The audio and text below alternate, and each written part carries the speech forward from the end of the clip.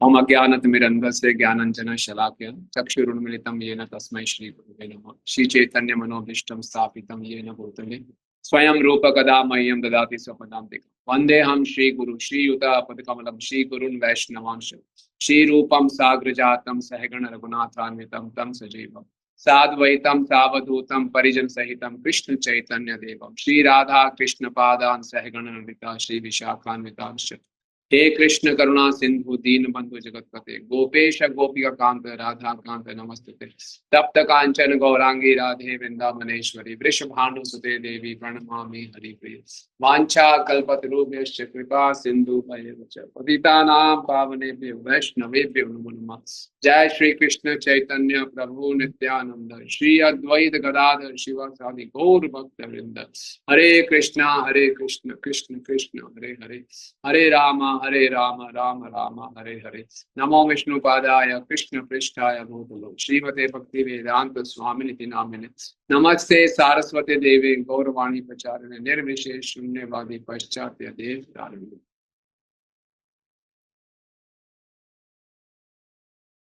नमो भक्ति विनोदाय सच्चिदानंद नामिने गौर शक्ति स्वरूपाय रूपानुगावराय ते। भक्ति ठाकुर जी की जय। तो भक्तिनाथ ठाकुर जी का चरित्र बहुत ही महान है।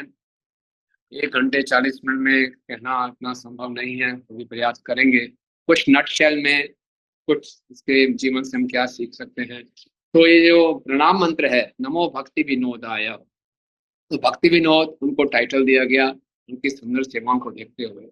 शिला प्रभुपाद जी एक लेक्चर में बताते हैं कि भक्ति विनोद ठाकुर जी का जीवन में विशेषता क्या है कि हालांकि वो गृहस्थ आश्रम में थे, फिर भी इतने मजिस्ट्रेट की नौकरी थी और बहुत कठिन उनका काम था, फिर भी ये सब होते हुए उन्होंने इतने शास्त्र लिखे, रचनाएं की।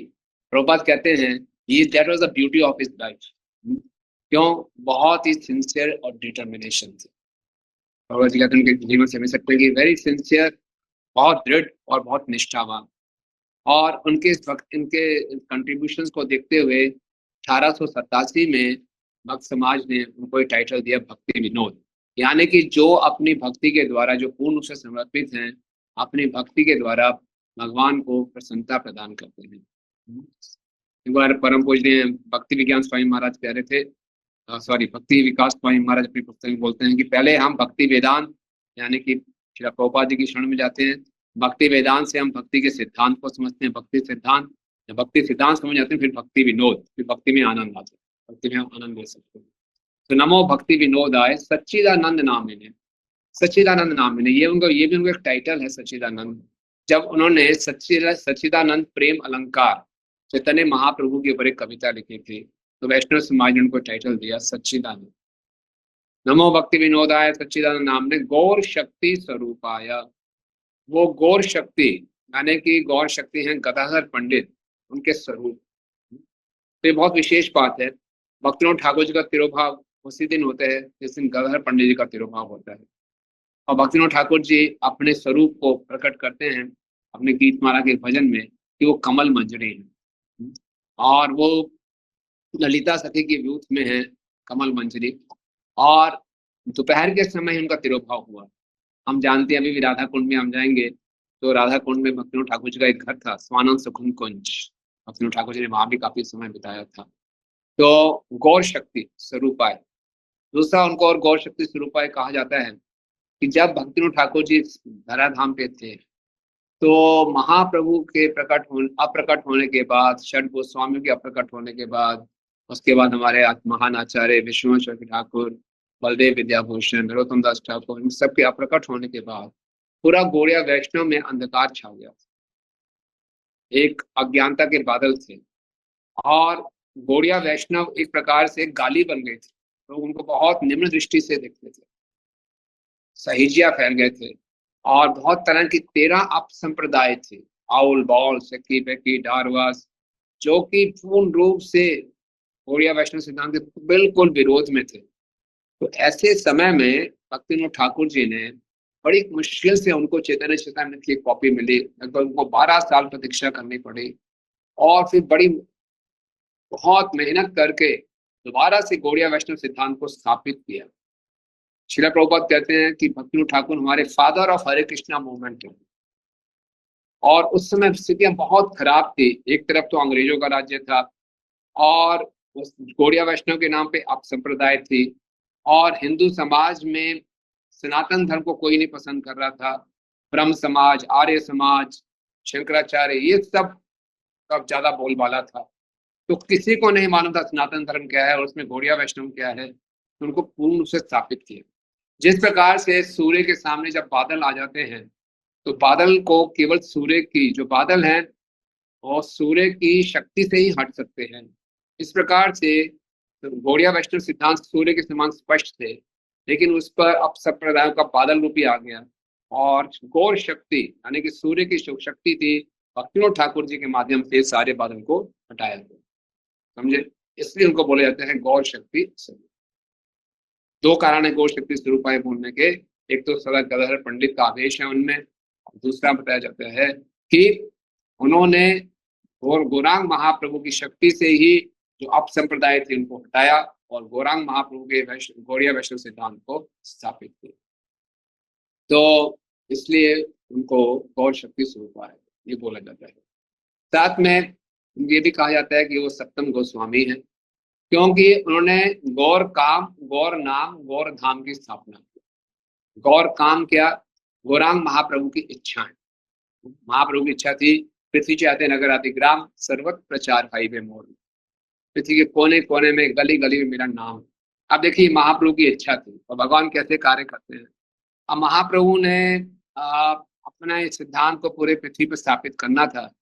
तो ऐसे हमारे सीनियर वरिष्ठ वैष्णव कहते हैं कि इसीलिए महाप्रभु की इच्छा थी कि पूरी पृथ्वी पर ब्रिटिशर्स का राज्य हो और एक भाषा हो, इंग्लिश भाषा हो। फिर उसके बाद महाप्रभु ने अपने प्रिय पार्षद भक्तिविनोद ठाकुर जी को भेजा, और 1896 में भक्तिविनोद ठाकुर हमारे पहले आचार्य हैं जिन्होंने इंग्लिश में लिखना शुरू किया, क्योंकि उनका बहुत बड़ा विजन था। 1896 में पूरा भारत जूझ रहा था कि ब्रिटिशर्स को कैसे भारत से बाहर निकालना है।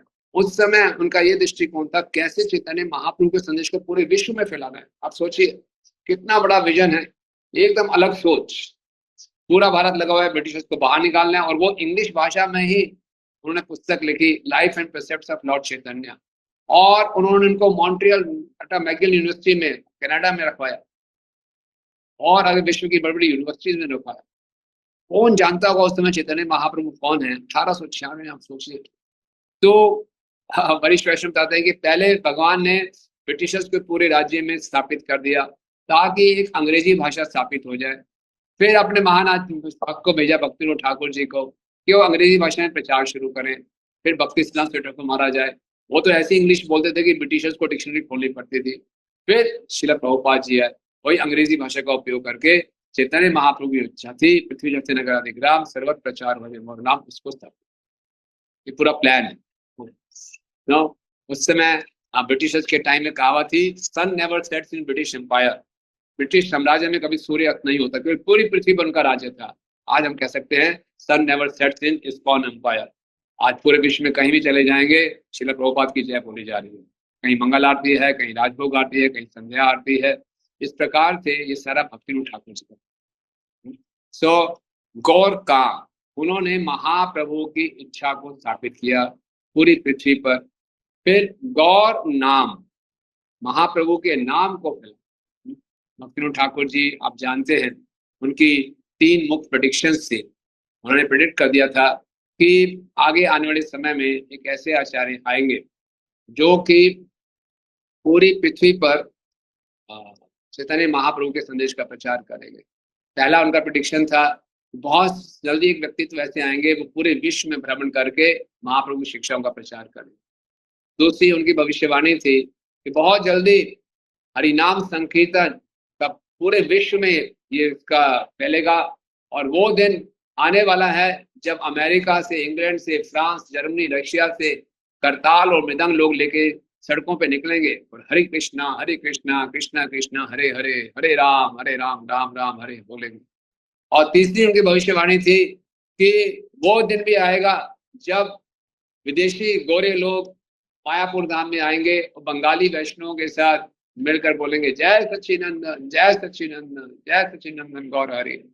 तो उन्होंने इसमें देखिए, गौर काम को स्थापित किया, गौर नाम को स्थापित किया, चैतन्य महाप्रभु के नाम की महिमा को फैलाया और गौर धाम को स्थापित किया। महाप्रभु का जन्म स्थली को वही भक्तिनाथ ठाकुर जी हैं जिन्होंने जगन्नाथ बाबा जी की कृपा से हमारे सामने मायापुर धाम को प्रकट किया। हम जानते हैं कि महाप्रभु के प्रकट होने के बाद पूरा नवद्वीप धाम गंगा के बीच में बह गया था और बहुत सी अटकलें थी कि महाप्रभु का प्रकटे गंगा के पश्चिमी तट पे हुआ है कि पूर्वी तट पे हुआ। जो सहीजिया लोग थे वो कह रहे थे कि महाप्रभु का प्राकट्य कुलिनग्राम में नवद्वीप टाउन जो आप देखते हैं गंगा के पश्चिमी तट पर हुआ। लेकिन भक्तिनाथ ठाकुर जी ने शास्त्रों को पढ़ा और गवर्नमेंट के रिकॉर्ड्स को देखा तो उनको विश्वास हो रहा था कि नहीं, महाप्रभु का प्राकट्य पश्चिमी तट पे नहीं पूर्वी तट पे होना चाहिए। क्योंकि उन्होंने एक प्रमाण दिया कि जब महाप्रभु चांद काजी के लिए गए थे तो चांद काजी की समाधि हम जानते हैं जगन्नाथपुरी राजापुर में ही है और ऐसा कहीं भी वर्णन नहीं आता कि चैतन्य निभाई को चांद काजी के पास जाने के लिए गंगा पार करनी पड़ी। उसी गंगा की उसी तट पे था, पूर्वी तरफ में ही था। तो इसलिए भक्तिनाथ ठाकुर जी सोचे थे कि महाप्रभु का प्राकट्य स्थली योगपीठ पूर्वी तट पे होना चाहिए। और हम जानते हैं कि एक बार उन्होंने देखा कि मतलब बहुत सुंदर उनको प्रकाश नजर आया और देखा दूर एक दिव्य प्रकाश निकल रहा है और वहां पे गए बहुत से रिकॉर्ड चेक किए और उस पृथ्वी पे बहुत से तुलसी उगी हुई थी। और फिर उन्होंने वहां पे योगपीठ खुदाई की। खुदाई किया तो अधोक्षज विष्णु जी के उनको विग्रह मिले जो कि जगन्नाथ मिश्र द्वारा पूजित थे और फिर वहां पे उन्होंने योगपीठ में मंदिर बनाया। इस प्रकार से भक्तिनाथ ठाकुर जी ने गौर काम, गौर धाम, गौर नाम की स्थापना की। इसलिए उनको सप्तम गोस्वामी भी कहा जाता है और बहुत उन्होंने ग्रंथ लिखे। भक्तिनाथ ठाकुर जी के जीवन से हम सीख सकते हैं उनके जीवन में कठिनाइयां ही कठिनाइयां थी। हालांकि उनका प्राकट्य 1838 में हुआ था और वो बहुत धनी परिवार में थे, लेकिन शुरू से ही उनके जीवन में कठिनाइयां शुरू हो गई। बहुत कम आयु के थे, पिताजी की मृत्यु हो गई, उनके भाइयों की मृत्यु हो गई और बहुत सी उनको कठिनाइयों का सामना करना पड़ा। जब वो केवल 2 वर्ष के ही थे, देखिए उनके अंदर कितने योग्यता थी। 2 वर्ष के ही थे तो उन्होंने एक बहुत सुंदर कविता लिखी थी। एक बार उनके पिताजी बाहर गए हुए थे और घर में कौवा आके शोर मचा रहा था, काऊ काऊ कर रहा था। तो घर में जब कोई कौवा आता है तो ये इंगित करता है कि कोई मेहमान आने वाला है, अतिथि आने वाला है। तो भक्तिनाथ ठाकुर जी 2 साल के थे, कौवे के काऊ काऊ को सुनकर उन्होंने बंगला में कविता लिख दी। काका कल जिंगेर फूल बाबा आसित नादे बासो। ये भाई ये कौवे हट जाओ, मुझे मालूम है पिताजी आ रहे हैं। और 2 वर्ष की आयु से कविता लिखनी शुरू की और रुके नहीं, लिखते रहे। और जब वो 7 साल के थे उनको स्कूल में भेजा गया। शुरू से उन्होंने रुचि दिखाई अंग्रेजी भाषा में। उस समय आप सोचिए 1845 1846 में उतने भारतीय इंग्लिश जानते होंगे, संस्कृत भी जानते थे, पारसी भी जानते थे, उड़िया भी जानते थे, बंगला भी जानते थे। और बचपन से ही उनकी बहुत रुचि थी हरि नाम में और हरि कथा में। वो उनके बहुत बड़ा पहले बड़े धनी परिवार में थे। उनके पास बहुत बड़े बड़े बगीचे थे, आम के सेब के पेड़ थे और उनके कुछ सिक्योरिटी गार्ड थे। उनसे वो रामायण सुनते थे, महाभारत सुनते थे। महाभारत में उनके जो विशेष चरित्र जिनसे उनको आकर्षण था भीम जी था, वो रामायण सुन के आते थे, अपनी माता को बहनों को सुनाते थे और माता फिर सिक्योरिटी गार्ड के लिए कुछ प्रसाद भिजवाती थी, उसको दे के आते थे। उनके पास एक सेब के फल का बगीचा था, तो वहां पे उनकी इच्छा थी मैं जाऊं उस बगीचे में सेब तोड़ के खाऊं, लेकिन वहां पे सेब के पेड़ पे भूत रहता था। उन्होंने बोला क्या किया जाए। तो उनके एक मित्र थे, उनकी माता जी को भूत भगाने आते थे, तो उनके पास गए। तो उस माता जी ने बोला भूत को भगाने का सबसे अच्छा तरीका है भगवान राम का नाम लो, राम राम राम बोलोगे भूत आपको असर नहीं करेगा। उनको बोला ठीक है, बहुत उनको विश्वास आ गया। तो राम राम राम का नाम जप करने लगे। तो प्रैक्टिस करने के लिए रात को अंधेरे में गली में निकल जाते थे, राम राम राम राम बोलते थे। छोटे बालक थे। जब उनको लगा अब पूरा विश्वास आ गया है कि अब मैं राम नाम जप सकता हूँ, अंधेरे में जा सकता हूँ, तो रात के अंधेरे में गए उस बगीचे में और सेब के पेड़ के ऊपर चले, राम राम राम जपते हुए सेब तोड़ कर आगे, उनको कुछ नहीं हुआ। तब से उनका हरिनाम में और श्रद्धा बढ़ गई। और आगे हम देखेंगे लगभग 1886 में भक्तिविनोद ठाकुर जी अपने पुत्र बिमला प्रसाद, जो कि बाद में भक्ति सिंह ठाकुर महाराज बने, बंगाल में आए थे कुलिया ग्राम में। और जब रात को वहां पहुंचे तो उनको रहने की जगह कहीं नहीं थी, काफी अंधेरा हो गया था। तो वहीं पे एक मंदिर था, उसमें वो रुक गए। वो मंदिर बिल्कुल खाली था। तो अगले दिन सुबह वो उठे वहां से और गांव में आ गए। तो गांव ने पूछा आप रात को कहाँ रुके? बोले हम उस जो गांव के बाहर मंदिर है वहां रुके। तो सब लोग हैरान हो गए, अरे उस मंदिर में तो भूत रहता है। उस मंदिर का जो ब्राह्मण है वही राक्षस बन गया है, ब्रह्म राक्षस बन गया था। वो तो बहुत तंग करता है, जो भी वहां घुसता है उसकी बहुत पिटाई करता है। तो आपको कोई तकलीफ नहीं हुई? भक्तिविनोद ठाकुर जी ने बोला हाँ, कुछ तकलीफ करने का उसने प्रयास किया था। बोले फिर क्या किया? भक्तिविनोद ठाकुर जी ने बोला कोई नहीं, हमने हरि नाम लिया, हरे कृष्ण कृष्ण कृष्ण हरे हरे, हरे राम राम राम हरे हरे, हरे कृष्ण महामंत्र से उसका हमने उद्धार कर दिया। सब लोग बड़े हैरान हो गए, अरे ये ब्राह्मण जब जीवित था तब भी हरे कृष्ण मंत्र बोलता था, जब ये हरे कृष्ण महामंत्र बोलता था तो भूत कैसे बना? और उसी हरे कृष्ण महामंत्र से उसका उद्धार हो गया। भक्तों को समझ में नहीं आया। तो भक्तिविनोद ठाकुर जी ने बोला अच्छा, अच्छा वो हरे कृष्ण महामंत्र का जप करता था तो उसका चरित्र कैसा था? तो लोगों ने, मेरा चरित्र तो उसका बहुत खराब था, हर तरह के गलत कार्य करता था। भक्तिविनोद ठाकुर ने बोला तभी वो ब्रह्म राक्षस बना। तो भक्तिविनोद ठाकुर जी ने बोला हरिनाम का प्रभाव तब होगा, हरिनाम लिप डिप नहीं होना चाहिए, हार्ट डिप होना चाहिए। केवल बार बार मुख हिलाने से वो हरिनाम नहीं है, वो केवल अक्षर नाम है। हरिनाम हृदय की गहराइयों से जब आता है तो प्रभावशाली होता है।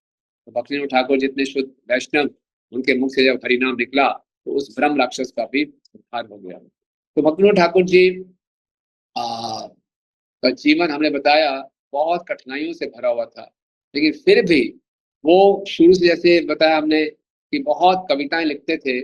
और जब छोटे से ही थे तो उन्होंने, जब 13 वर्ष के थे तो उन्होंने कविता लिखी थी सिकंदर और पोरस पे। सबने इतिहास में पढ़ा है सिकंदर पोरस की कहानी। सिकंदर और पोरस पे उन्होंने 12 वॉल्यूम्स लिखे और 25 वॉल्यूम्स उन्होंने लिखे विक्रम वेताल। सोचिए 13 साल की उम्र में इतना बड़ा बड़ा लिखना, 12 वॉल्यूम्स सिकंदर पोरस पे और 25 वॉल्यूम विक्रम वेताल के ऊपर लिख दिया उन्होंने। और बहुत बड़ा अपने स्कूल्स में बहुत डिबेट करते, बहुत बढ़िया तर्क देते थे, जैसे कि निमाई पंडित की तरह, कोई उनके सामने टिक नहीं पाता था। तो एक बारी उनके स्कूल में एक प्रोफेसर थे जिनका नाम था डेल। प्रोफेसर डेल ने उनकी कविताओं को देखा, सिकंदर की, सिकंदर और पोरस पे लिखी हुई है, विक्रम वेताल पे लिखी हुई है। तो उन्होंने एक बहुत सुंदर प्रश्न पूछा कि केदारनाथ, उनका नाम केदारनाथ था, केदारनाथ ये बताओ तुम्हारी इस कविताओं से पूरे मानव समाज का क्या भला होगा? विक्रम वेताल की कहानी और सिकंदर पोरस की कहानी से मानव समाज का क्या लाभ? तो ये, इस प्रश्न से केदारनाथ को सोचने में मजबूर हो और बोले हाँ बात तो ठीक है, ये तो केवल कहानियां हैं, इससे मानव समाज का क्या भला होगा। और जब वो 12 वर्ष के थे तब उनके पिताजी की भी मृत्यु हो गई, पहले भाइयों की भी मृत्यु हो गई थी। तो वो सोचने में मजबूर हो गए मृत्यु क्या है, मृत्यु के बाद क्या होता है। तो उन्हें बहुत से ऐसे प्रश्न थे, वो सत्य को खोज रहे थे। तो सत्य को खोजते खोजते उन्होंने बाइबल पढ़ी, कुरान भी पढ़ी, उन्होंने जो निर्विशेषवाद है, ब्रह्मवादी, उन सब का साहित्य को पढ़ा। तो एक बारी एक भक्ति सिद्धांत ठाकुर महाराज अपने एक पुस्तक के आमुख में बोलते हैं कि हमें भक्तिविनोद ठाकुर जी के चरित्र को पढ़ के भ्रमित नहीं होना, कि वो शुरू शुरू में उन्होंने निर्विशेषवादियों के पास भी गए सत्य की खोज में। कैसे इसको समझे? एक तरफ हम बोलते हैं भगवान के नित्य पार्षद हैं, और दूसरी तरफ हम देखते हैं कि उन्होंने ब्रह्म समाज के पास गए, शंकराचार्य जी के पास गए, बाइबल पढ़ी। ऐसा कैसे समझे? तो श्रील प्रभुपाद देव भक्ति सिद्धांत ठाकुर महाराज समझाते हैं, जिस प्रकार से अर्जुन भगवान के नित्य पार्षद होते हुए भ्रमित हो गए, जिस प्रकार से रामानंद राय को हम देखते हैं वो देवदासियों का श्रृंगार कर रहे हैं, जिस प्रकार से हम देखते हैं कि पुंडरीक विद्यानिधि जी बिल्कुल विषयी वेशभूषा रखते थे, ये सब हम भक्तिविनोद ठाकुर जी जो में ऐसा जब अपने भौम लीला में किया ऐसा, तो ये केवल योग माया का आवरण था। योग माया के आवरण से ऐसा लग रहा था कि जैसे वो भगवान को भी नहीं जानते हैं, भगवान को खोज रहे हैं कि परम सत्य क्या है। तो वो परम सत्य को खोजते खोजते उन्होंने बाइबल को भी पढ़ा और भी साहित्य पढ़े। फिर उनको अब नौकरी ढूंढनी थी, बहुत छोटी छोटी उनको नौकरियां मिली। एक नौकरी उनको मिली थी किसी व्यापारी के पास जो कि चीनी का व्यापार करता था। चीनी के व्यापार करते करते वो इतने ईमानदार थे, कोई एक ग्राहक ने ज्यादा पैसे दे दिए तो उसको बुला के पैसे वापस कर दिए। तो उस व्यक्ति लाला जी ने बोला भैया तुम जाओ यहाँ से, तुम्हारे जैसा ईमानदार हमें नौकर नहीं चाहिए। तो उसके बाद नौकरी ढूंढते ढूंढते वो कहीं टीचर बने, टीचर बनते बनते फिर कहीं हेडमास्टर बने, और बहुत उनको संघर्ष करना पड़ा। फिर बाद में जाके कहीं, क्योंकि उनका शुरुआत उनके जन्म की हुई थी धनी परिवार से, धीरे धीरे सब कुछ खत्म हो गया और वो बहुत निर्धन हो गए थे और बहुत मुश्किल से उनको नौकरी मिलती थी। लेकिन उन्होंने प्रयास करते करते उनको सरकारी नौकरी मिली और वो पहले भारतीय थे जो ब्रिटिश साम्राज्य में जिनको डिप्टी मजिस्ट्रेट का रैंक तक मिला था। ब्रिटिश साम्राज्य में इससे ऊपर कोई रैंक नहीं होता। उसके बाद जब वो 1860 में थे तो वो मिदनापुर में आए थे और वहां पे उन्होंने देखा कि जितने भी बंगाली युवा हैं वो राजा राम मोहन राय के ब्रह्म समाज से बहुत आकर्षित हो रहे हैं। आप सबने भी इतिहास की पुस्तक में राजा राम मोहन राय का नाम पढ़ा होगा। और राजा राम मोहन राय बहुत ही एक बंगाली ट्रेडिशनल फैमिली से थे और उनकी जो माता थी गौड़िया वैष्णव थी। लेकिन राजा राम मोहन राय ने सती की प्रथा और बाल विवाह का बहुत उन्होंने विरोध किया था, तो उनको उस समय घर से बाहर निकाल दिया। तो केदारनाथ जी ने यानी कि भक्तिनाथ ठाकुर जी ने ब्रह्म समाज का क्या सिद्धांत उसको पढ़ा और देखा कि ये बहुत ही ड्राई है, शुष्क। उनको लगा कि जो ईसाई धर्म है वो ब्रह्म समाज से ज्यादा बेहतर है, क्योंकि ईसाई धर्म में कुछ भगवान के साथ कुछ लेन देन तो है। तो उन्होंने इसको छोड़ दिया। उसके बाद 1860 में किसी ने बोला अगर आप वास्तव में वैष्णवता को समझना चाहते हैं तो आपको चैतन्य चरितमृत पढ़नी चाहिए। तो बोले चैतन्य चरितमृत कहाँ मिलेगी? कहीं मिले नहीं थी। जो समय चैतन्य चरितमृत उपलब्ध थी उसमें सही सिद्धांत नहीं था। तो बहुत परिश्रम करने के बाद 1868 में उनको 8 साल की रिसर्च के बाद चैतन्य चरितमृत प्राप्त हुई और उन्होंने फिर इसको पढ़ना शुरू किया चैतन्य चरितमृत को। जब इन्होंने पढ़ा तो उनको कुछ श्रद्धा विकसित हुई महाप्रभु में। दोबारा फिर पढ़ा, अब ये श्रद्धा हुई कि महाप्रभु से बेहतर कोई तर्कवादी नहीं है, उनसे ज्यादा कोई बड़ा विद्वान नहीं है, पंडित नहीं है।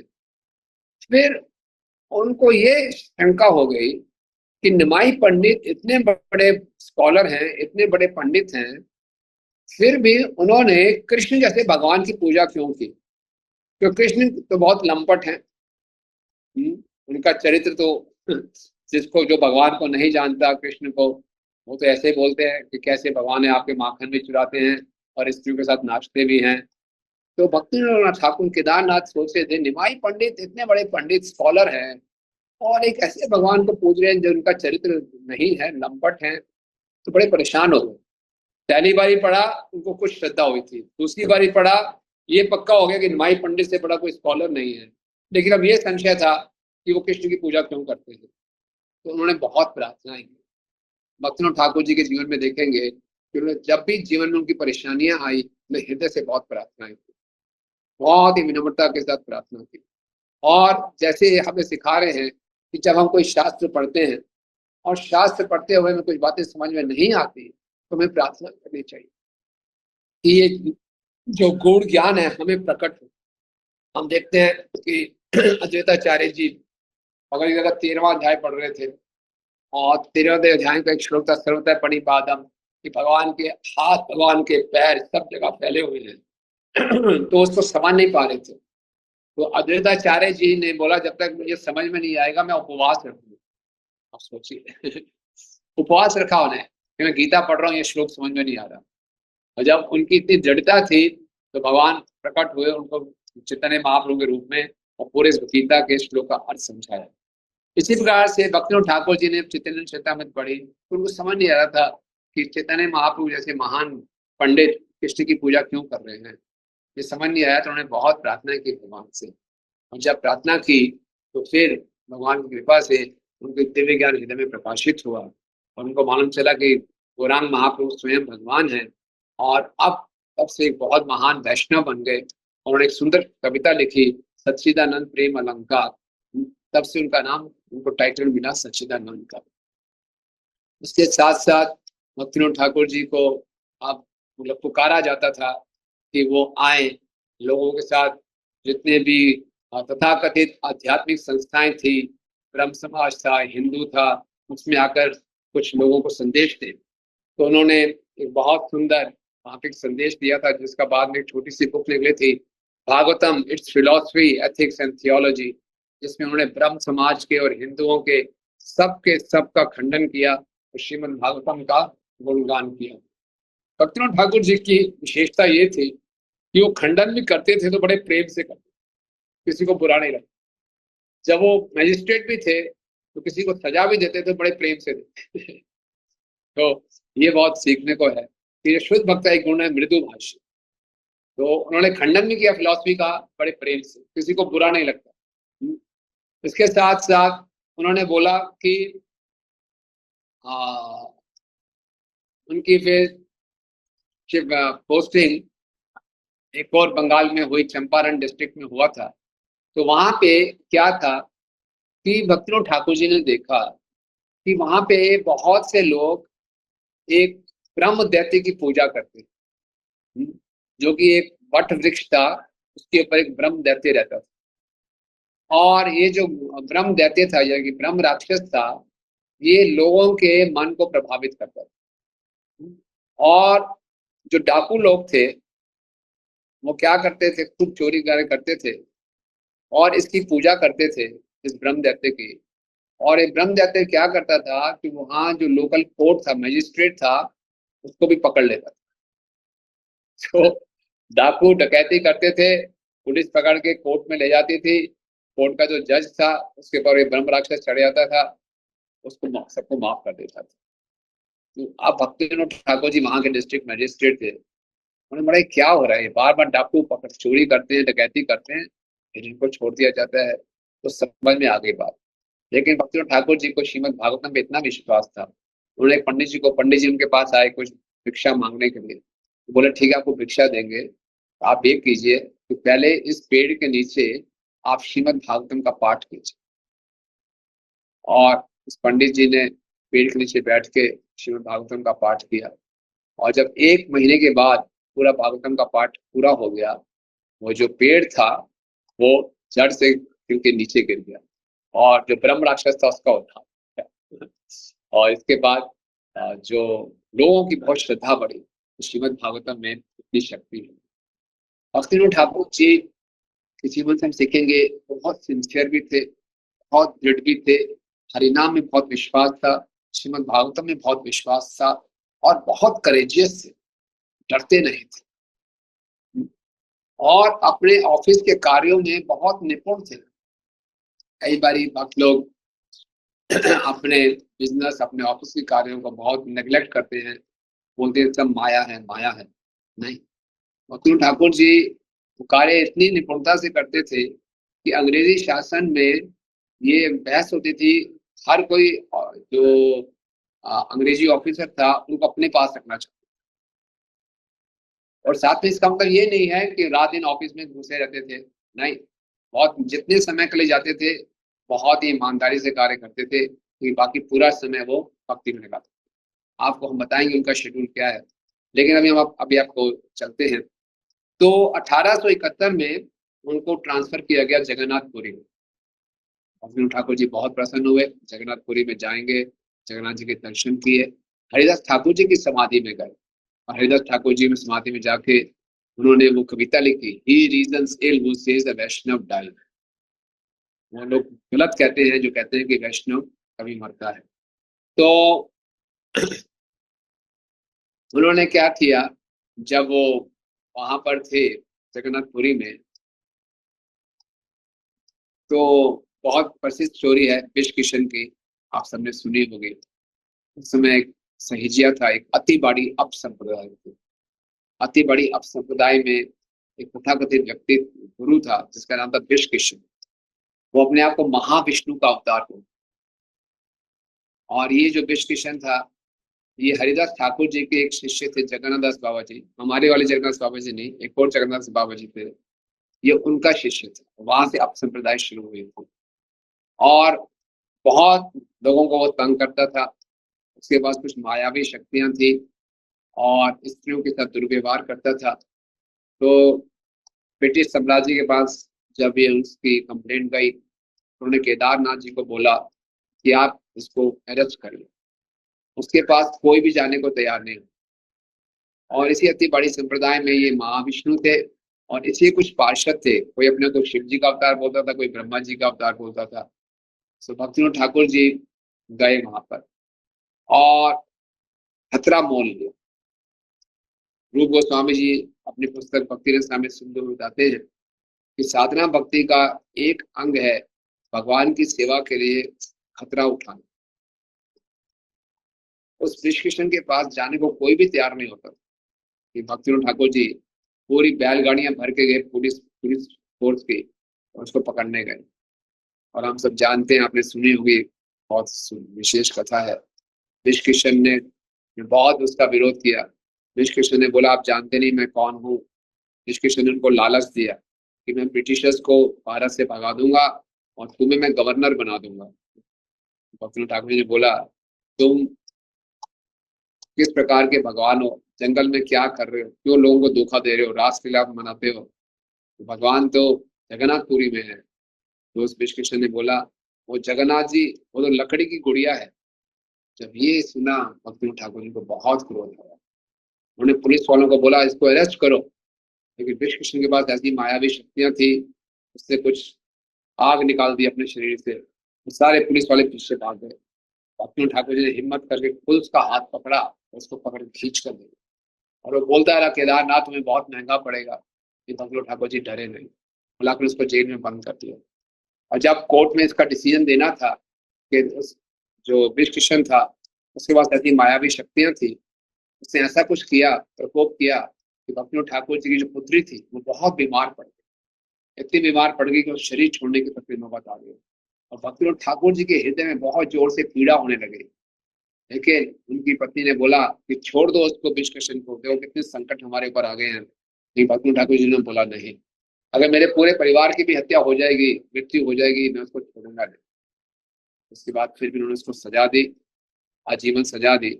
और फिर किसी ने उनको आके बताया कि ऐसे जो योगी होते हैं उनकी सारी योगिक शक्तियां उनके बालों में होती हैं। तो भक्तिनाथ ठाकुर जी ने आगे आदेश के बाल हटा दिए, चाहे जटा हटा दी।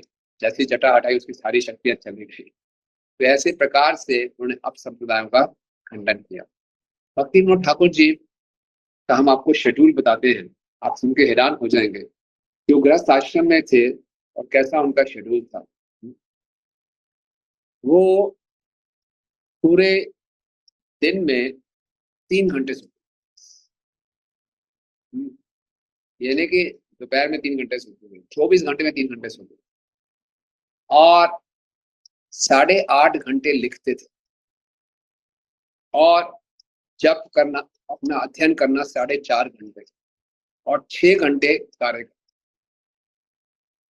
3 घंटे विश्राम, 8.5 घंटे लिखते थे शास्त्रों को, कितने हो गए 11.5।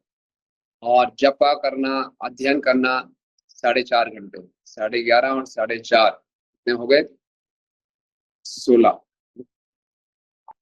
उसके बाद लगभग 6 घंटे वो क्या करते थे, ऑफिस का काम करते, और बाकी 2 घंटे खाना स्नान के। कैसे होता था, सुबह रात को 10 बजे से लेकर 4 बजे तक वो लिखते थे।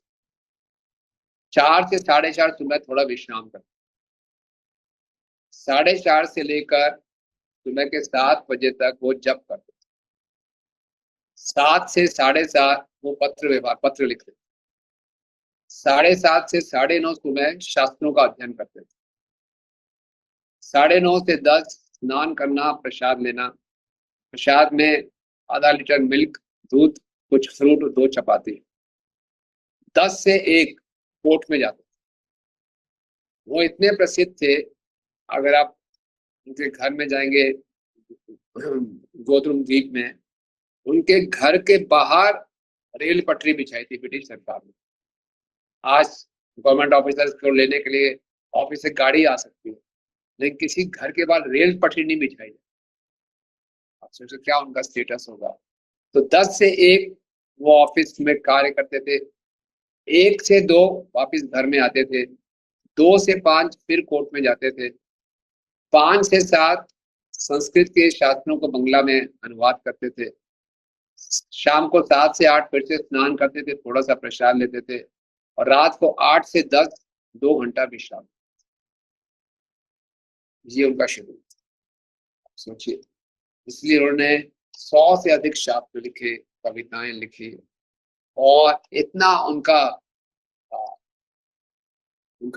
ऑफिस का जो काम होता था मजिस्ट्रेट, उसमें वो बहुत एफिशिएंट थे। कहा जाता है जो बाकी मजिस्ट्रेटों को कई कई साल लगते थे, वो तुरंत उसको फिनिश कर देते थे।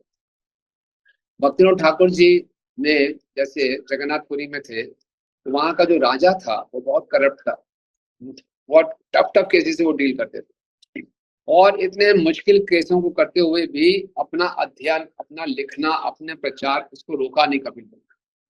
वो जो राजा था काफी पैसे का गड़बड़ कर रहा था, और उसको मालूम चला कि ये केदारनाथ आ गए हैं, ये बहुत सख्त जज हैं, ये मुझे पकड़ लेंगे। तो उन्होंने क्या किया, राजा ने एक यज्ञ शुरू किया तांत्रिक को बैठाकर, और तांत्रिक ने बोला कि 27 दिन बैठ के यज्ञ करेंगे, उससे केदारनाथ की मृत्यु हो जाएगी, काला जादू करके। उसने क्या, 27 दिन तक काला जादू करने का प्रयास किया। जब वो अपना पूर्ण आहुति दे रहा था आखिरी दिन, इस विश्वास से, इस पूर्ण आहुति के बाद केदारनाथ जो जज है उसकी मृत्यु हो जाएगी, राजा के बेटे की मृत्यु होगी।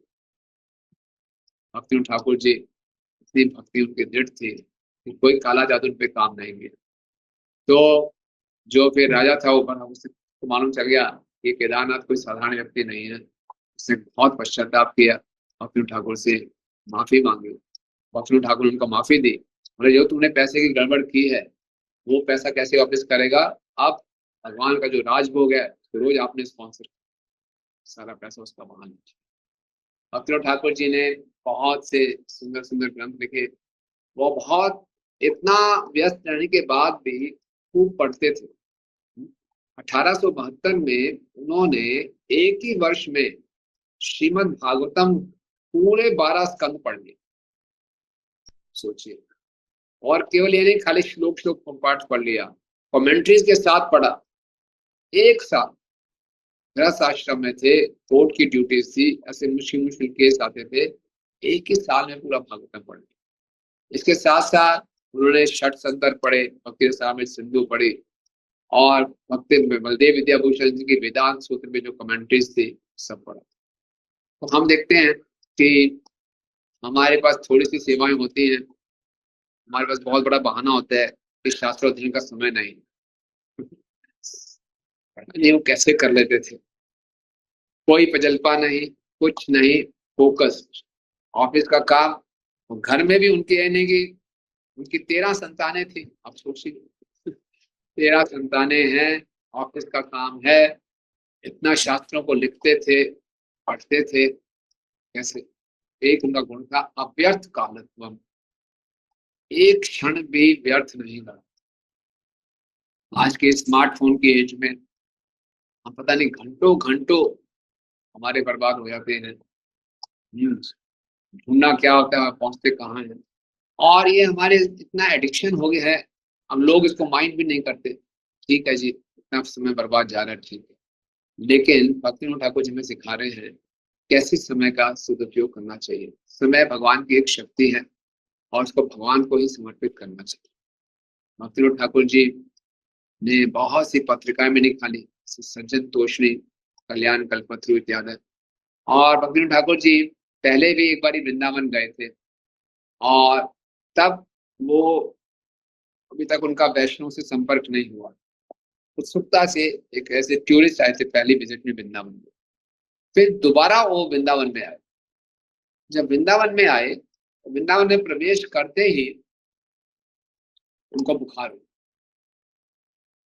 अब इतनी दूर बंगाल से वृंदावन आए, उनको बुखार हो गया। देखिए भक्ति ठाकुर जी क्या कहते हैं, बोलते हैं भगवान मैं जानता हूं ये मेरा कर्म फल है, आप परमेश्वर हैं, इस कर्म फल को थोड़ा एडजस्ट कर दीजिए। मैं वृंदावन में हूँ, अब मुझे बुखार मेरा ठीक कर दीजिए, बाद में जो देना दे दीजिए, ताकि मैं इतनी दूर से धाम में आया हूँ। तो ये हमेशा प्रार्थना करते थे जब भी मुश्किल में हो। तो ऐसी प्रार्थना की, बुखार ठीक हो गया। पूरे 12 वरों में घूमे, और जब वापस गए पूर्ण रूप से बहुत बीमार पड़े, 40-45 दिन तक बीमार रहे। भगवान के साथ उनकी सेटिंग थी, बोला अब मुझे ठीक कर दिए, बाद में जो मेरे कर्म फल है मुझे दे दे। इसके साथ साथ हम देखते हैं उस समय एक 1886 में फिर से देखें कैसे वो प्रार्थना करते हैं कि उन्होंने 1886 में एक ही साल में लगभग 15 से 20 किताबें पढ़ ली, 15 से 20 किताबें क्षमा की लिखी। और इतना उन्होंने लिखा कि उनका सर में दर्द रहने लगा, बहुत मेहनत की, सर में दर्द रहने लगा, क्या किया जाए। उन्होंने क्या किया, उन्होंने बोला कि मैंने तो कुछ भी नहीं लिखा, हमारे आचार्य जीव गोस्वामी जी ने 4 लाख श्लोक लिखे होते। उन्होंने जीव गोस्वामी जी से कहा कि आपके सामने तो मैंने कुछ भी नहीं लिखा, तो मुझे शक्ति दीजिए। इस प्रकार से जीव गोस्वामी जी की कृपा से सर दर्द ठीक हुआ। यानी कि भक्ति ठाकुर जी हमें बता रहे हैं, जो पूर्ववर्ती आचार्य हैं उनसे हम अपना व्यक्तिगत संबंध स्थापित कर सकते हैं, और उनसे हम प्रार्थना कर सकते हैं, भगवान से प्रार्थना करते हैं। तो ये बहुत विशेष उनका चरित्र है। और उसके बाद जब भक्ति ठाकुर जी 1887 में से मैंने बताया उनको भक्ति नोट जी का टाइटल मिला, और अब उनकी इच्छा थी कि मैं रिटायरमेंट ले। और उससे वो कलकत्ता में थे, तो कलकत्ता में तर्केश्वर महादेव शिव जी का मंदिर था, तो वहां पे वो रुके।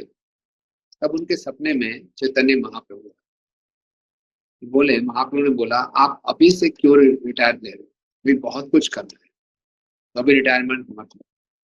और वापस वो गए, सरकार को उन्हें ज्वाइन किया, क्योंकि तब तक उनको ने अभी गौरांग महाप्रभु के जन्म स्थली को खोजा नहीं था। तो तब उनकी ट्रांसफर हो गई कृष्णा नगर में। आप गए होंगे कृष्णा नगर, नवद्वीप के पास है। और उन्होंने नवद्वीप में गए, जब वो धर्मशाला में रुके थे तो लगभग रात के 10 बजे जालंगी नदी के उस पार तो बहुत बड़ा चमत्कार, एक प्रकाश दिखाई दी। और अगले दिन जब वहां पर गए तो देखा कि एक पर्वत, छोटा सा पर्वत है, तुलसी पत्र उगे हुए हैं। और जब वहां के जो रहने वाले लोगों थे उनसे मालूम किया, पूरे स्थान का नाम मियाँपुर है।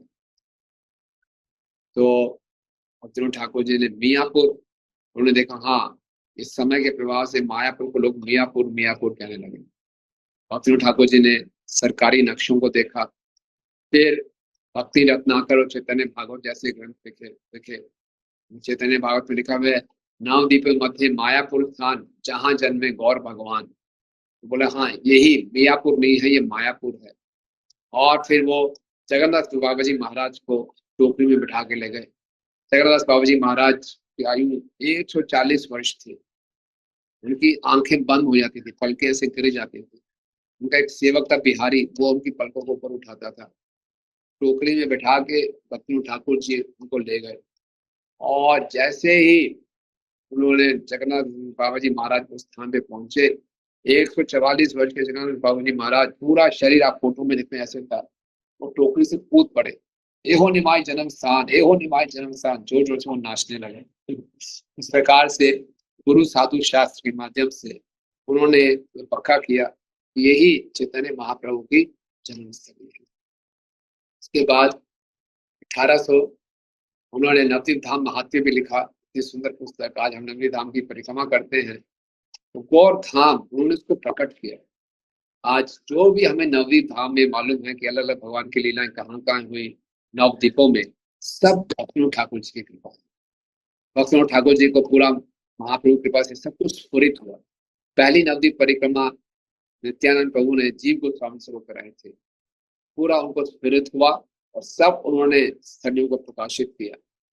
1894 में 94 में उन्होंने रिटायरमेंट ले ली और उनका एक ही उद्देश्य था कि इस योग पीठ में मैं मंदिर बनाऊंगा। वो क्या करते थे, एक एक घर में जाकर एक एक रुपया मांगते, एक एक पैसा मांगते।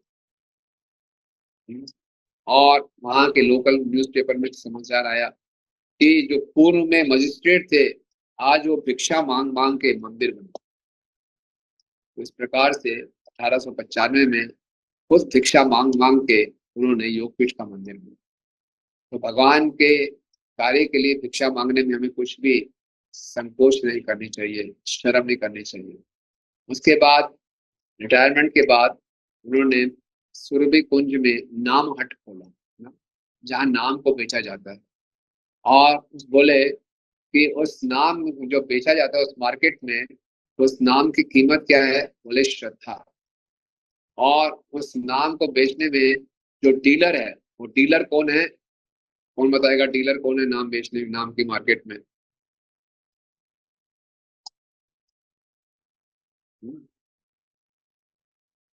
यस, शुभाजीत अर्जुन को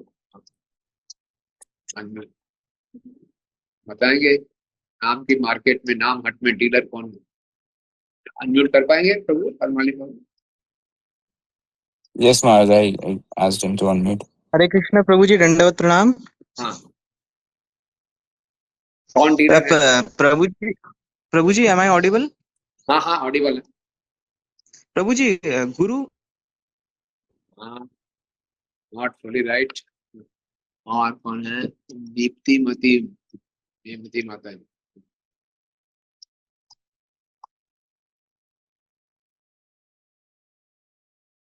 हरे कृष्ण प्रभु जी, सादर प्रणाम। हाँ। प्रभु जी स्वयं महाप्रभु। हाँ, सभी भक्त ध्यान रखे, आप प्रभु जी नहीं महाराज को संबोधित कर रहे हैं, तो प्रभु जी मत क्षमा बोलिए। करिएगा महाराज नहीं जी। कोई बात नहीं, कोई बात नहीं, it's not an offence. Krishna Krishna बंधु प्रभु।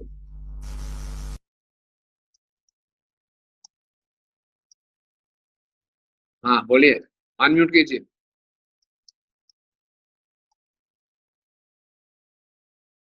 अनम्यूट कीजिए प्रभु जी। हरे कृष्ण प्रभु जी, वॉइस आ रही है? हाँ प्रभु जी, बारी। नदिया गोद्रु में नित्यानंद महाजन, हाँ वेरी सत्याचे गुड। नाम हट जीवेरा करण। श्रद्धावान जन है, श्रद्धावान जन। तो नित्यानंद प्रभु हैं उसके डीलर। और उसका स्टोर हाउस, स्टोर हाउस क्या है ना? मार्केट होती है, मार्केट में फिर कुछ स्टोर हाउस होता है। स्टोर हाउस क्या है? श्रीमद् भागवतम। और भक्तिनाथ ठाकुर जी की विनम्रता देखिए, बोले कि इस पूरे मार्केट में जमादार कौन है? जमादार कह रहे मैं हूं। क्यों जमादार मैं हूँ? जमादार वहां झाड़ू लगाता है, झाड़ू लगाता है तो वहां पे लोग अपना कचरा फेंकते हैं, तो न्यूज़पेपर फेंकते हैं, बोले उससे सारी खबर उनको मालूम चलती रहती है। तो इसलिए उसने बहुत सुंदर ढंग से उन्हें उस समय में, आप बताइए कि 500 से अधिक नाम हट की स्थापना की। भक्तिनाथ ठाकुर जी ने जिनसे प्रचार किया उसी के आधार पे आजकल हम भक्ति रिक्शा चला रहे हैं। ठीक है? और ये सोचिए आप कि उन्होंने मंदिर का भी निर्माण कर रहे थे और 500 से अधिक नामहट भी खोल दिए। तो अतुलनीय कार्य किए उन्होंने। और फिर 1896, जैसे पहले बताया, life and परसेप्ट of Chaitanya Mahaprabhu शिला प्रभुपाद कहते हैं कि उनका भी प्राकट्य 1896 में हुआ। और 1896 में ही भक्तिनाथ ठाकुर जी ने, हमारे पहले आचार्य जिन्होंने इंग्लिश में पुस्तक लिखी विदेशों में भिजवाई, तो शिला प्रभुपाद कहते हैं ये कोइंसिडेंस था कि मेरा आगमन भी 80 साल में हुआ। फिर इतने भक्तिनाथ ठाकुर जी ने श्रीमद् भागवतम के 12 स्कंदों को, 18,000 श्लोकों को बहुत ही सिस्टमेटिक तरीके से प्रेजेंट किया, संबंध अभिधेय प्रयोजन के नाम से। उसको उन्होंने बोला श्रीमद् भागवतम आर्क मरीचि माला। तो उन किसी ने पूछा कि ये आपको प्रेरणा कहाँ से मिली? फिर उसने बोला कि मैंने प्रार्थना की स्वरूप दामोदर मिश्र। स्वरूप दामोदर मेरे सामने प्रकट हुए, उन्होंने मुझे प्रेरणा दी। तो ये भक्ति ठाकुर जी के हम जीवन में देखेंगे कि हमेशा उन्होंने खूब प्रार्थना की और हृदय से प्रार्थना की, उनको बहुत रेसिप्रोकेशन भी मिला। उसके साथ साथ जब वो रिटायर हो गए थे तो एक ब्रिटिश ऑफिसर थे, का नाम था विलियम ड्यूक। वो उनसे क्षमा मांगने आए, बोले कि केदारनाथ जी, जब आप सेवा करते थे तो मैं आपसे बहुत द्वेष करता था, क्योंकि आप इतने ज्यादा एफिशिएंट थे कि हम सोचते थे कि अगर आप जैसे 3-4 केदारनाथ और हो गए तो हम ब्रिटिशर्स को भारत छोड़ के निकलना पड़ेगा। तो मैं आपके पीठ पीछे बहुत राजनीति करता था। भक्ति ठाकुर जी बोला, नहीं मुझे तो कुछ पता ही नहीं चला। सो धीरा धीरे जना प्रिया प्रिया करो, बाद में उनसे क्षमा मांगनी है। 1908 में ही भक्ति ठाकुर जी ने गौर किशोरदास बाबा जी महाराज जी से बाबा जी वेश प्रदान किया। और बाबा जी, तो गौर किशोरदास बाबा जी महाराज उनके मित्र ही थे, तो वो बहुत विनम्र थे। बोले मैं कैसे आपको बाबा जी वेश दे सकता हूँ। तो भक्ति ठाकुर जी उनका पीछा करते करते गए और बाबा जी महाराज ने क्या किया, अपने आप को एक वैश्या के घर में छुपा दिया। हाँ? और भक्ति ठाकुर जी ढूंढ रहे कहाँ चले गए। बाद में गोरखदास बाबू जी बाहर आते हैं, बोले आज आज मैंने केदारनाथ को मूर्ख बना दिया। लेकिन उसके बाद फिर से भक्ति ठाकुर जी पीछे पड़े रहे कि बाबा जी वेश लेने तो आपसे ही लेने। बाद में उनको बाबा जी वेश प्राप्त हुआ और उसके बाद आखिर में उन्होंने 4 वर्ष 1910 से लेकर 1914 में भक्ति ठाकुर जी भक्ति भवन है कलकत्ता में, वहां पे रहे। आपको जान के खुशी होगी, मैं अभी कलकत्ता में गया था। जिस भक्ति भवन में रहकर उन्होंने उनका तिरुभाव हुआ, वो अब इस्कॉन की प्रॉपर्टी बन गई है और अभी इसका उद्घाटन हुआ पिछले महीने में ही, परम पूज्य दादानाथ स्वामी महाराज ने किया। बहुत ही सुंदर स्थान है और उसको वैसे ही मेंटेन किया गया। तो बहुत ही यूनिक यूनिक भक्ति ठाकुर जी की फोटोज हैं जो हमने कभी नहीं देखी होंगी और बहुत से उनकी हैंडराइटिंग में बहुत कुछ वहाँ प्राप्त होता है। तो जब भी आप कोलकाता जाएं तो भक्ति भवन आप जरूर जाएं। 1914 में उनका तिरुभाव हुआ और एक बारी उन्होंने भक्ति सिद्धांत ठाकुर महाराज को बताया था कि मैं अगर अपनी भजन कुटीर बनाऊंगा तो मायापुर में नहीं, कुरुक्षेत्र में बनाऊंगा। क्यों? क्योंकि कुरुक्षेत्र में जब सूर्य ग्रहण के समय राधा रानी वहां आती है कृष्ण से मिलने के लिए, तो राधा रानी को सेवा को ज्यादा जरूरत है। तो जहां सेवा ज्यादा चाहिए वही करनी चाहिए। अपनी प्रेफरेंस नहीं होनी चाहिए कि हम तो राधा कुंड में जाएंगे जी ना। जहाँ सेवा की आवश्यकता है वहां सेवा को वैल्यू की जाती है। तो बोले मेरी भजन कुटीर मैं बनाता, अगर भजन कुटीर बनाता तो क्या होता उसमें, कुरुक्षेत्र में। भक्ति ठाकुर हम ये भी सिखाते हैं कि भगवान की सेवा में जो कष्ट है वो मेरा सबसे बड़ा सुख है। कई बार हम सेवा में हिचकिचाते हैं कि इसमें बहुत कष्टदायक सेवा है, इसको हम नहीं कर पाएंगे। इस प्रकार से बहुत कुछ है भक्ति ठाकुर जी के चरित्र में कहने को। मैं यहीं पे विराम दूंगा। ये कुल मिला के हम उनसे सीख सकते हैं, प्रेरणा ले सकते हैं कि हम अपने समय को बिल्कुल ना व्यर्थ कराएं, विशेषकर इस पुरुषोत्तम मास में।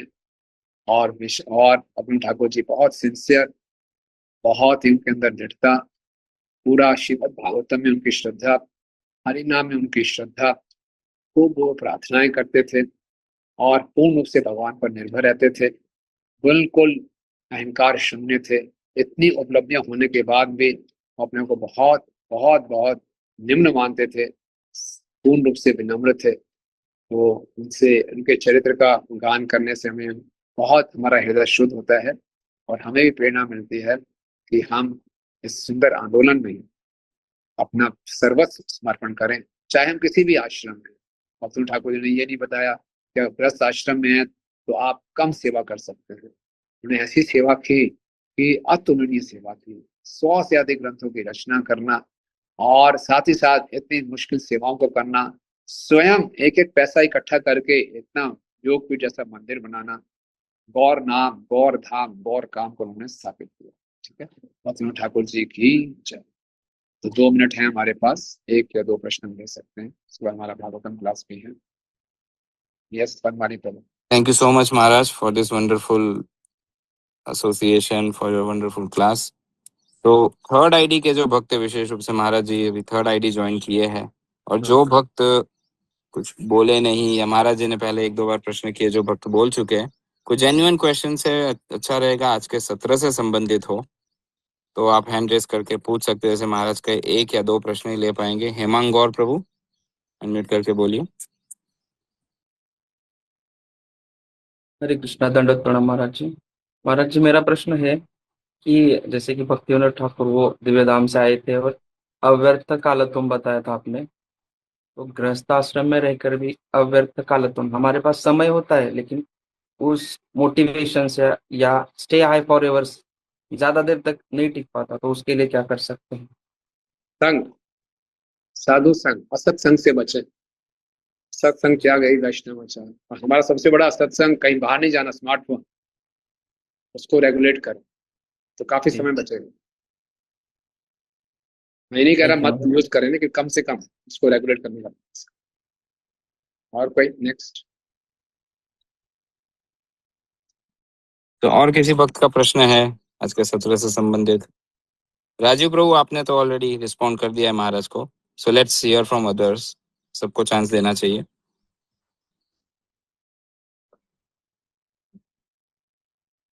थर्ड आईडी के पार्टिसिपेंट्स में से किसी का कोई कमेंट या क्वेश्चन, पर्टिकुलरली महाराज का कोई प्रश्न है तो कह सकते हैं, और else we can conclude the session. Maharaj ji कोई भागवतम के लिए जाना है, समय भी हो चुका है।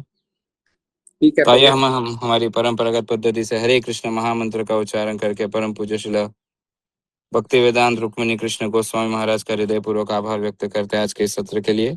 जैसे हमने प्रारंभ में कहा, महाराज जी काफी व्यस्त रहते हैं, क्योंकि परम पूज्य श्री गोपाल कृष्ण गोस्वामी महाराज के बाद महाराज जी के ऊपर कई जिम्मेदारियां आई है, महाराज जी ने जिम्मेदारियां स्वीकारी भी है।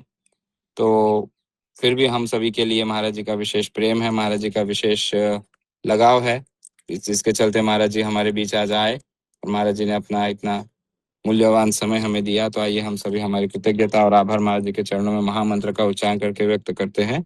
हरे कृष्णा कृष्णा कृष्णा हरे हरे, हरे राम राम राम हरे हरे। और साथ ही में इस पुरुषोत्तम मास के उपलक्ष्य में महाराज जी आपके चरणों में प्रार्थना है, हम सभी पर कृपा कीजिए, हम भी गुरु गौरांग के इस मिशन में, चैतन्य महाप्रभु के इस मिशन में, श्री प्रभुपाद के इस कौन में कुछ न कुछ सेवाएं कर पाए, कुछ न कुछ टेंजिबल सेवा कर पाए, ऐसी प्रार्थना और आशा के साथ कुछ चरणों में पुनः धन्यवाद आभार व्यक्त तुम्हारे करते प्रभु, हुए और सुंदर सेवाएं कर रहे हैं, और सेवा को मुझे कुछ मौका दिया। थैंक यू सो मच महाराज। श्री हरिनाम प्रभु की जय, हरे कृष्ण महामंत्र की जय, श्रील प्रभुपाद की जय, इस्कॉन वर्तमान आचार्य गुरु वृंद की जय, श्रीमान हिज होलीनेस भक्ति वेदांत रुक्मिणी कृष्ण गोस्वामी महाराज की जय। वांछा कल्पतरुभ्यश्च कृपा सिंधुभ्य एव च पतितानां पावनेभ्यो वैष्णवेभ्यो नमो नमः। अनंत कोटि वैष्णववृंद की जय। Thank you so much Maharaj, thank you again. Hare Krishna.